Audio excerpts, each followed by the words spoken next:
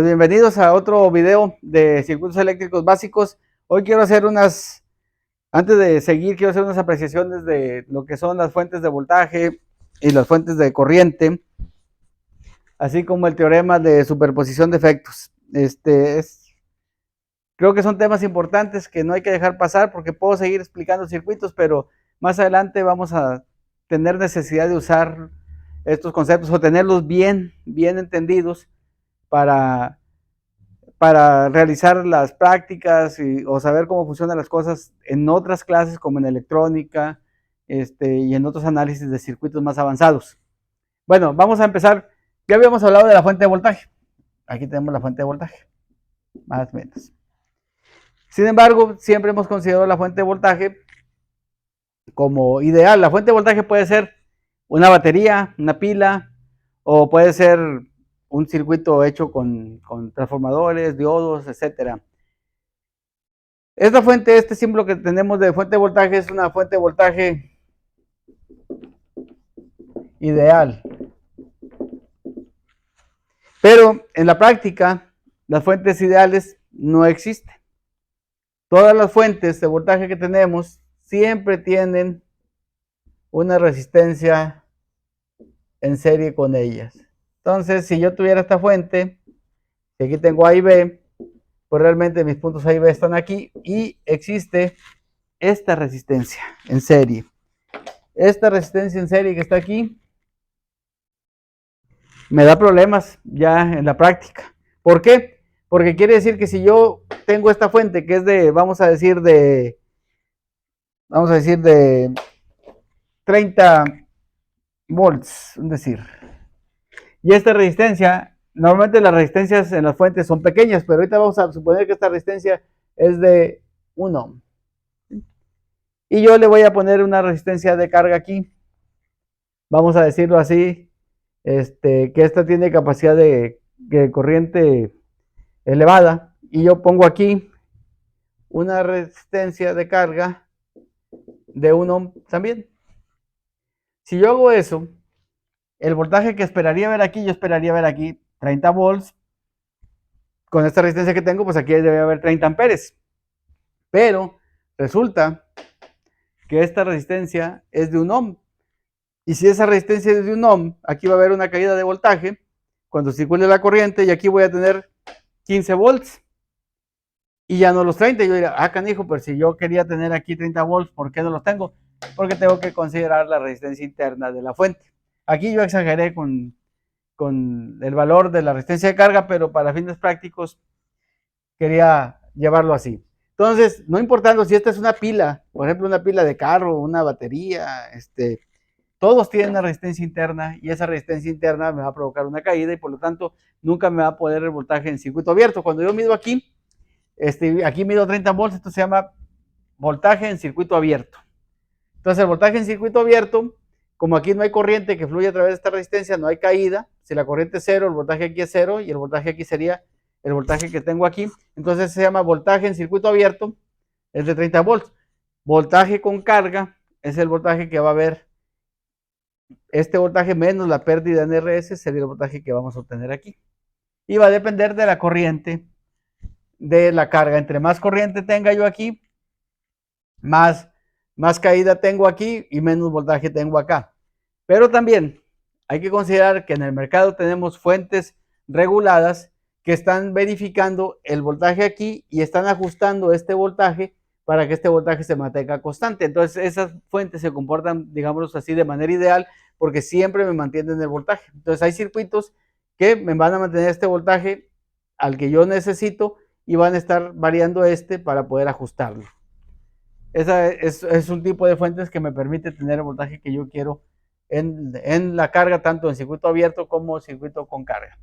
Ese es en cuanto a las fuentes de alimentación que tenemos. Entonces, vamos a suponer o vamos a entender que siempre mi fuente de voltaje va a ser una caja con dos terminales. Esta es la fuente de voltaje.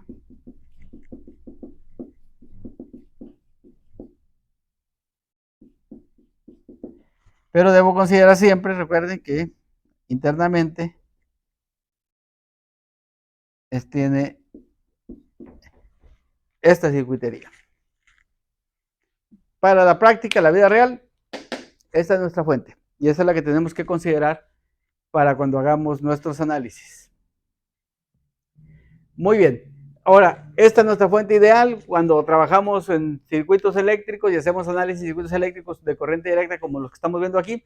Casi siempre trabajamos con la fuente ideal. Esta es la fuente de voltaje ideal y este es su símbolo. Ahora, hay otra fuente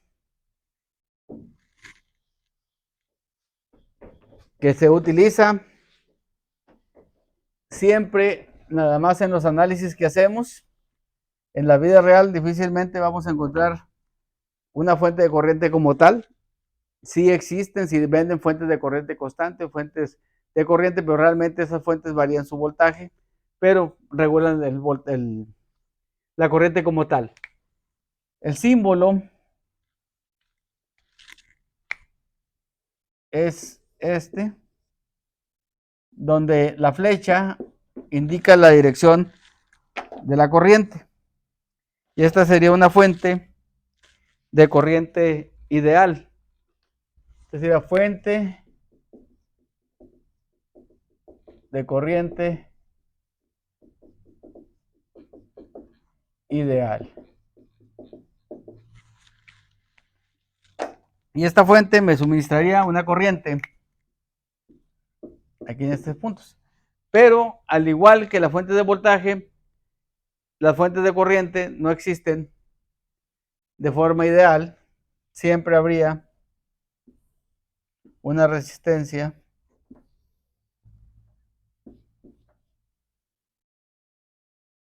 poner aquí en paralelo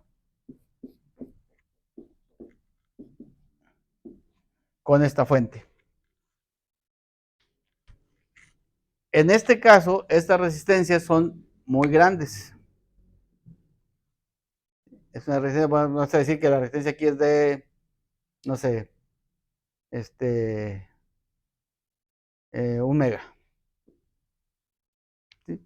La resistencia es lo suficientemente grande para que no me afecte tanto al circuito como en la fuente de voltaje. La resistencia es muy pequeña para que no me afecte el circuito. Sin embargo, aquí va a haber una fuga de corriente.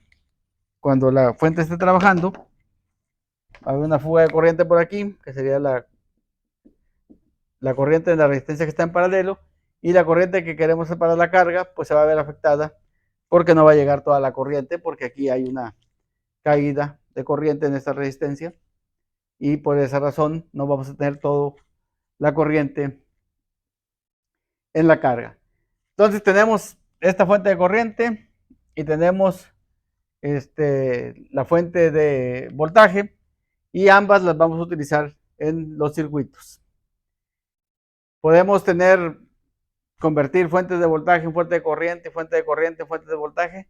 Sí, podemos hacer esas transformaciones para tener una u otra y poder utilizarlas en el circuito y cambiarlas. Pero por ahorita lo que yo quiero es, al menos ahorita, ver que hay fuentes de corriente y fuentes de voltaje. Están las ideales y están las reales. Las ideales las vamos a utilizar para los ejemplos que vamos a hacer. Por último, en los circuitos, cuando hacemos análisis, existe algo muy importante que se llama teorema de superposición de efectos. Este teorema se utiliza para encontrar el efecto de una fuente de voltaje o corriente sobre otras que están en el mismo circuito. Cuando hagamos circuitos o cuando ustedes hagan circuitos en la escuela, normalmente tienen ejemplos que tienen una o más fuentes. Inclusive cuando nosotros hacemos, por ejemplo, cuando vimos la aplicación de la escalera, vimos que había varias entradas y varios voltajes y no podíamos analizar, o el análisis que hice fue sin hacerlo completo, sino decirles cuál era el resultado, sin analizar en la tabla por qué salían esos voltajes. Utilizando el teorema de superposición de efectos, yo puedo encontrar esos valores que tengo en la tabla y por qué ocurren. El teorema de superposición de efectos dice lo siguiente, dice que para encontrar en un circuito eléctrico, vamos a suponer que aquí tengo un circuito eléctrico, voy a poner solamente fuentes de voltaje para encontrar aquí el resultado V1, V2, R1, R2, R3. El teorema de superposición de efectos dice que si yo quiero encontrar el efecto de esta fuente sobre estas resistencias, puedo hacerlo sin considerar V2 y después considerar el efecto que tiene V2 sobre estas resistencias sin considerar V1 y después sumar ambos resultados y eso obtendría el resultado de ambas fuentes en los circuitos. Esto me permite analizar un circuito de forma independiente de las fuentes que estoy utilizando. El teorema de superposición es muy usado en electrónica para hacer los análisis. Nos ayuda bastante a entender qué está pasando en un circuito analizando los efectos por separado de cada uno de las fuentes que lo componen. Para hacer un análisis de superposición de efectos se tienen que considerar dos cosas. Para las fuentes de voltaje, cuando yo voy a analizar una fuente, todas las otras fuentes de voltaje, las fuentes de voltaje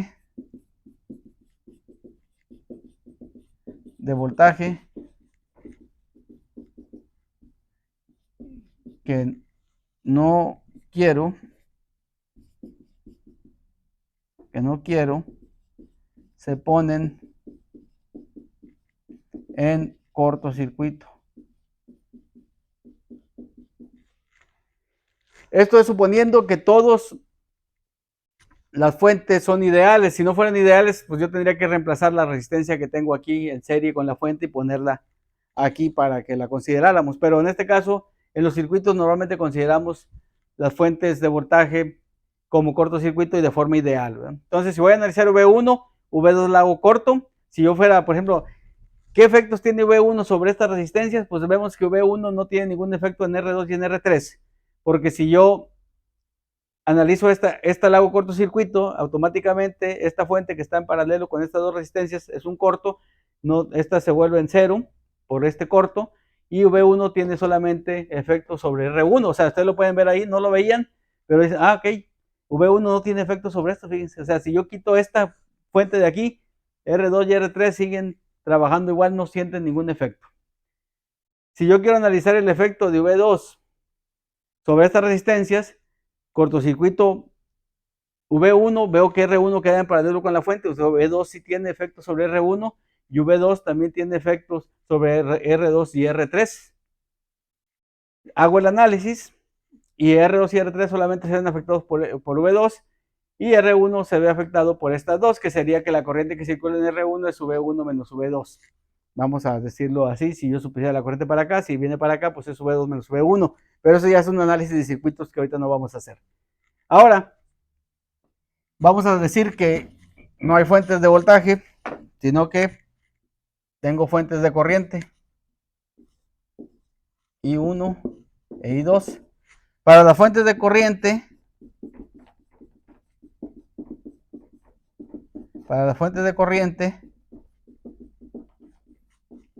que no quiero, o sea, las que no voy a analizar, porque estoy analizando el efecto de otras, se hacen circuito abierto. Se hacen circuito abierto. Y de esa forma es como yo veo el análisis de los demás. Si quiero analizar el efecto de I1 sobre estas resistencias, I2 se considera circuito abierto, estas tres quedan en serie y veo que I1 pasa a través de las tres. Si yo quiero saber el efecto de I2 sobre estas resistencias, yo voy a ver que I2 no tiene efecto sobre R1 porque cuando abro esta fuente no circula corriente por aquí, solamente tiene efecto sobre R2 y R3. Entonces puedo entender aquí que cuando yo hago el análisis, la corriente en R1 es la corriente que viene aquí, y la corriente en R2 y R3 es la corriente que viene en I2 más la corriente que viene de I1. Y de esta forma haría el análisis de este circuito. Cuando tenemos combinaciones de ambas, tenemos fuentes de voltaje y fuentes de corriente en el circuito, entonces hago lo mismo. Si voy a analizar V1, abro estas corrientes y veo que V1, por ejemplo, aquí no tiene ningún efecto sobre estas resistencias. Y si voy a analizar I1, esta se abre, esta se pone en corto, la corriente circula a través de estas.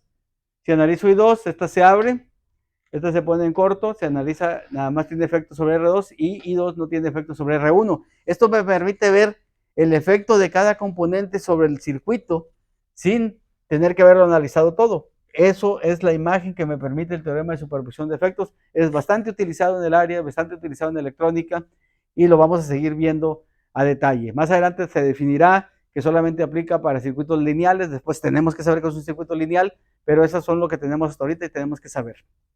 Los veo en otro video.